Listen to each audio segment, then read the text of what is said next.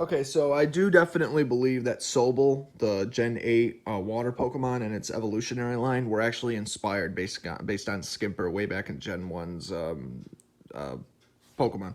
But they also, what's also really interesting is they also recycled Skimper in Gen 2. It took on as like the water starter, the prototype one, which was known as Cruz, and then it would evolve into like a Pokemon that was kind of like they called it an exclusive Pokemon basically, where it basically would have been a Pokemon that nobody even knew it existed. It was kind of like Mew. Mew was like hiding itself. Only a few people worldwide ever seen it. It might as well not have existed to the public, but it was out there though. So we have another Pokemon like so Sobble is supposed to be a Pokemon that it cries, and it's a Pokemon that it produces a chemical, and Skimper did the same thing. So it basically would have been a Pokemon that would have, used its tears to cool itself down, but at the same time, though, it would have been a Pokemon that knew how to keep, like, predators away, kind of like if a skunk sprayed you, it would smell terrible, it's a defense mechanism. Same thing with, again, Sobble in this case. And then as it evolved, obviously Sobble's evolutionary line wasn't shy, it was just very, very mysterious.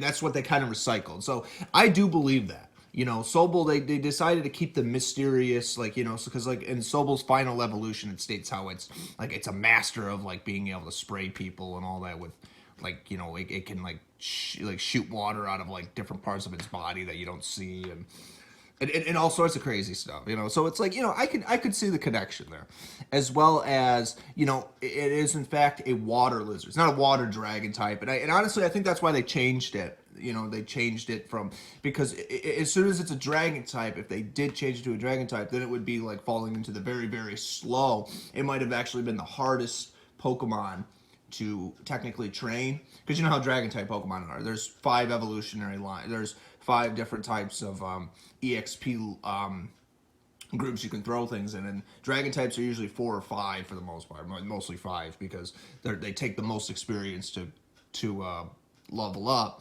And I don't know this off the top of my head. Does Gen 8 still have the EXP curving, EXP gain? So like, if you had like a very strong Pokemon fighting like really weak Pokemon, like you would get even less experience points to prevent like spamming and all that, or like farming, but people still did it anyways, right? So I don't know, I always thought it was really interesting, just how many Pokemon there really are, and just how many Pokemon really, that they make you really think about that, So, but it's like at the same time you really start to see like all the resemblances as well. There's so many Pokemon that they really do have like the differences, and the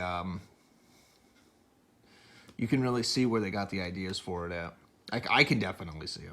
So yeah, Sobble is definitely a cute Pokemon. I'm glad they decided to, bring back some of the older ideas they had and like redo it. But this is just more proof that, yeah, Game Freak definitely did take the ideas that they did scrap, they did delay them, and they just went back and reworked it. I wouldn't be surprised at some point that maybe they take some of the other beta ideas that maybe we haven't even seen yet, and they just rework them into something else.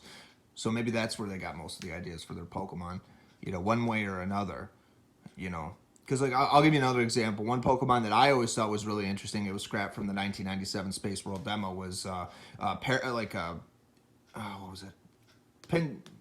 Was it Pinsir? Yeah, Pinsir. Had a evolution called Prax. But the problem is, though, we never got Prax. It's a Pokemon that looked like a stag beetle, and it evolved. And people say that that's where they got the idea for Heracross. Heracross was redone completely, and it wasn't. But then later on, they gave Paris, or not Paris, Pinsir, not Paris. Pinsir was the Pokemon that, kind of like Scyther, was really hard to find. So was Electabuzz, so was Jinx. Well, aside from the guy that you trade, but we also found out that Pinsir had a Mega Evolution later on, when the Mega Evolutions came out. So it's possible that maybe that's what they decided to do with it, because Pinsir, it Mega evolved into something else, so it kind of had an evolution of some kind. So that's kind of what they probably decided to do with that. And who knows, really? I mean, again, we got so many Pokemon, but it's like at the same time though we gotta like really go back and see how they really created these ideas, because there's so many things we're missing here. Prototype data, just you can really see like what changed and what didn't if we just had something else to compare it to on the other end. So I think that's ultimately really cool. Sobble is definitely a Pokemon that, I mean, I'll be honest, when I played Gen 8, I started out with Sobble. I loved Sobble from the very beginning. I thought it was an adorable Pokemon. Very useful, very, very interesting. It got me through the game very fast. I mean, even though Gen 8 wasn't really that hard either, but, you know. I just like, you know, all the moves it learned and all that, and you could just fly through everything very easily. So, it was useful. But yeah, so yeah, I'll make more videos talking about this stuff when we get the chance. But as of right now, yes, I wouldn't put it past that. They scrapped Skimper from Gen 1 because of cartridge limitations, and then when Gen 2 came out, again, the prototype, they skipped it again because they probably wanted to settle with Totodile instead. Again, they voted on stuff because of cartridge limitations, and because when they finally came out with Gen 3, you know, why would they want to just go back and rewrite everything? They basically just have to find another way to bring it back into the series. So them doing the next best thing they thought was reasonable. What if we just create a bunch of Pokemon and bring it back? And that I could see that, you know, at least they're not scrapping it all together. They brought it back as something else, which is still good. And because it was a water starter, they probably figured, well, because that was the last time they really had it. They probably like, well, Cruz was originally a water starter in Gen 2. That was the last time they used it that I was able to find. It was still a water lizard. And so they decided, because Skimper was a water dragon type at one point, but it wasn't a starter. That's how it started off. Had 3 evolutionary lines. It was Beluga and I think Cryothin. And then it also, from what I was able to find at least, and then they listened to the next game, it was just a water type. It wasn't anything else. And then they decided to take it and turn it into, it was like a water lizard. So they turned it into this Pokemon that was kind of also a very, not a water lizard, but like a Pokemon like Lapras, but like a Pokemon that lived completely underwater.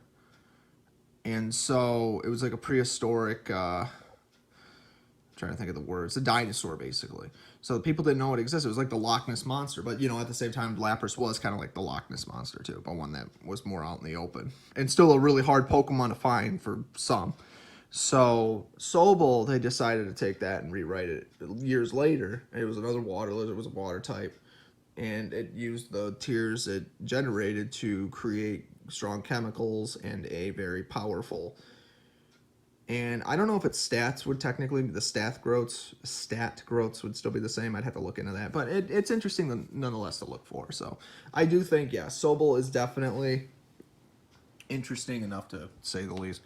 I will definitely be looking for more Pokemon, and I will let you guys know.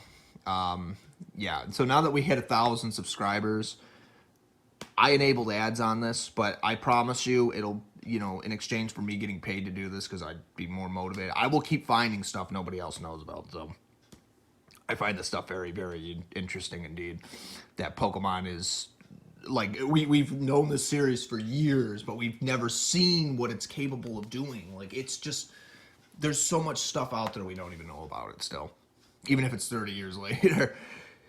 And so what else do I want to say? Like, okay, so there's going to be, I'll probably look into some more evolutions. The next video we'll probably talk about is like some scrap baby Pokemon that were actually supposed to be in Gen 2 that were redone completely. And then some of those Pokemon weren't redone until like Gen 4, because I'm noticing a pattern here. A lot of the Pokemon that were in Gen 4 were actually Pokemon that were supposed to be in Gen 2, so they decided to take those and carry them over. Like, again, like Leafeon.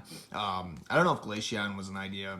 We have no, again, we're still missing some prototype Gen 2 Pokemon that we did not know about, and there's some Gen 1 Pokemon that are prototype data that we still are missing too. This is even before you even go back to like the Kapu monster days, back before they designed a lot of the stuff they did. Again, we really, it's going to be either up to somebody to either get it from Game Freak themselves, or Game Freak themselves then decides to release it. Again, 2 different ways. But well, yeah, we'll just keep this in mind. But until then, guys, again, just keep on going. Have a nice day. Subscribe if you're not. If you have any, if you find something that I haven't talked about that you don't think anybody else has, or you just want to hear somebody give some more additional information about it, please just send me an idea. I'll be glad to take a look at it. I'll consider it, and I'll see what my schedule is like. But I'll definitely take a look at it if there's definitely something we can look into.